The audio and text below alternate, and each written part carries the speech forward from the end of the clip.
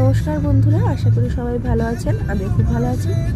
তো এত রাত্রেবেলা ব্লগটা শুরু করার একটাই কারণ, তো আপনারা নিশ্চয়ই ভাবছেন কোথায় যাচ্ছি।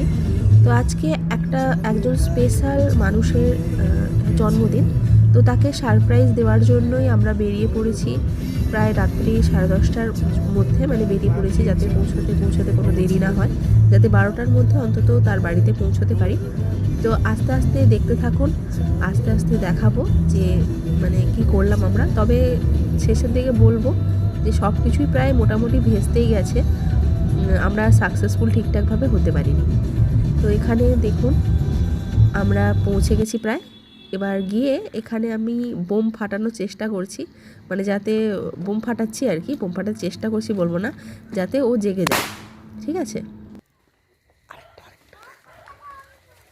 দেখুন এখানে আমাদের বার্থডে বয় হচ্ছে, এটা হচ্ছে আমার দেওর, আমার হচ্ছে মামা শ্বশুরের ছেলে পাপু। তো এর বার্থডের জন্যই আমরা গেছিলাম, কিন্তু গিয়ে দেখি বাবুমশাই বাড়িতে নেই। তো আমরা বোম টোম ফাটিয়ে দেখছি যে মামা মামি ওরাই বেরিয়ে এসছে, ও তার বাড়িতে নেই। গিয়ে আমরাই ঘুরে সারপ্রাইজ হয়ে গেছি আর কি, ওকে না দেখতে পেয়ে। তো বাবুমশাই 12টার সময় এসছেন, এসে এই যে কেক কাটার পর্বটা চলছে এখানে। তো এখানে আমরা কেক টেক কাটা হচ্ছে, আমার ছেলেও দেখছেন দাঁড়িয়ে আছে কেক খাওয়ার জন্য, এতক্ষণ পর্যন্ত ঘুমোয়নি।